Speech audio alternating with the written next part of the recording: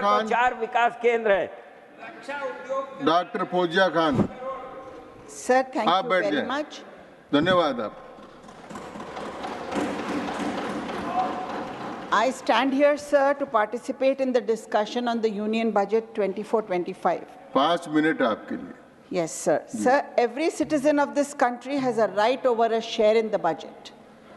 Because every rupee that the government spends comes from the pocket of every citizen.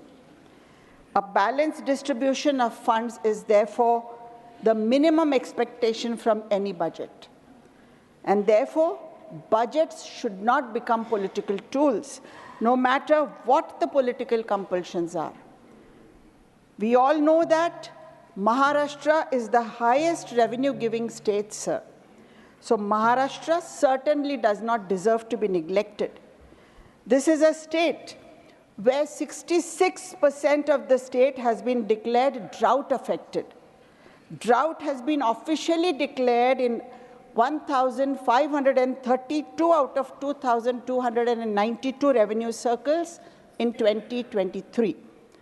40 tehsils in 19 districts are facing acute drought conditions.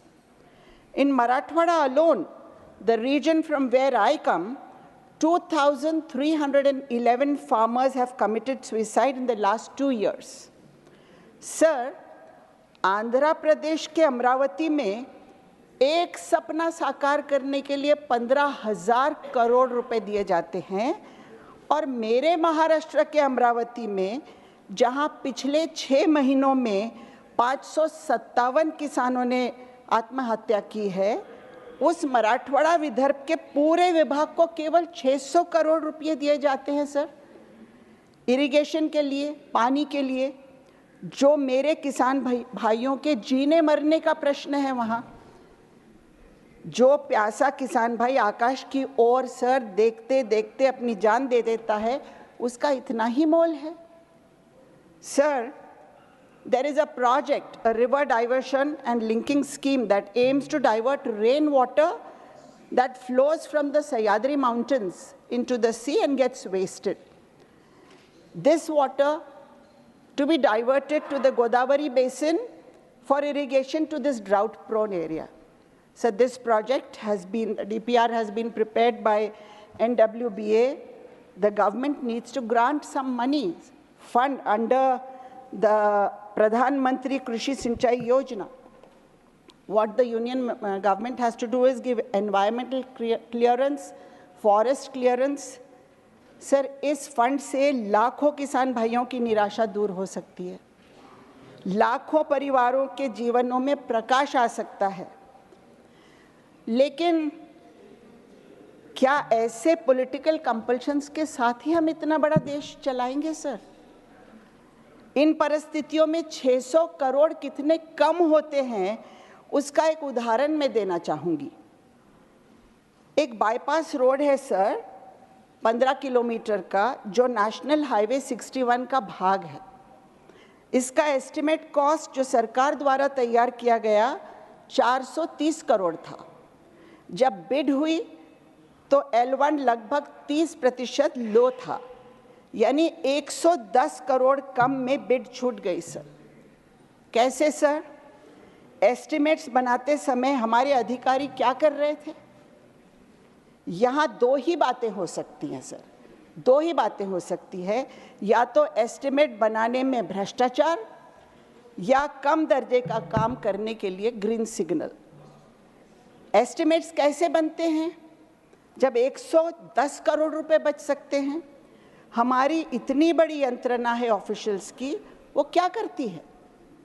सुना है state की एक estimate committee होती है। ये committee non functional है या Toothless है? सर, क्या बड़े प्रोजेक्ट्स में एस्टिमेट्स एग्जामिन नहीं होने चाहिए? और ये तो एक उदाहरण है जो मैं दे रही हूँ। ऐसे कितने रोड्स हैं, कितने ब्रिजेस हैं, कितना इंफ्रास्ट्रक्चर होगा देश में सर? सुना नहीं है एक विजिलेंस कमीशन जो अस्तित्व में है। This commission deserves to have much sharper teeth than the ED and the CBI. अगर ऐसा होता तो ब्रिज कोलैप्स होना, रोड्स में क्रैक होना, छतें गिरना, रेलवे एक्सीडेंट्स होना, पानी क्लॉग होना, ये सब दिखना बंद हो जाता था सर। और साथ साथ हमें इतने पैसे अपने बजट में बच सकते थे कि अन्य राज्यों को भी इस प्रकार से उन पर अन्याय हम रोक सकते थे sir. Because prevention of corruption is much more important than imprisoning people after the damage is done. समय हो गया आपका, Sir, can I take one more minute? आप समाप्त करें। हाँ। अगर एक 15 किलोमीटर रोड से सर 110 करोड़ बच रहे हैं तो 47,400 से कितने बचेंगे? अगर पैसे बचे तो किसान भाइयों को प्यासा क्यों रहना होगा sir? Allocation doesn't necessarily imply that funds are effectively benefiting the end user. If we focus on the principle of a penny saved is a penny gained, we can start looking at the budget through a different perspective. जी समाप्त करें। Obviously, sir, leakages must be stopped. Legitimized corruption must stop. And sir, if all these guidelines are followed. समाप्त हो गया माननीय सदस्य। Thank you, sir. धन्यवाद। श्री अरुण सिंह जी।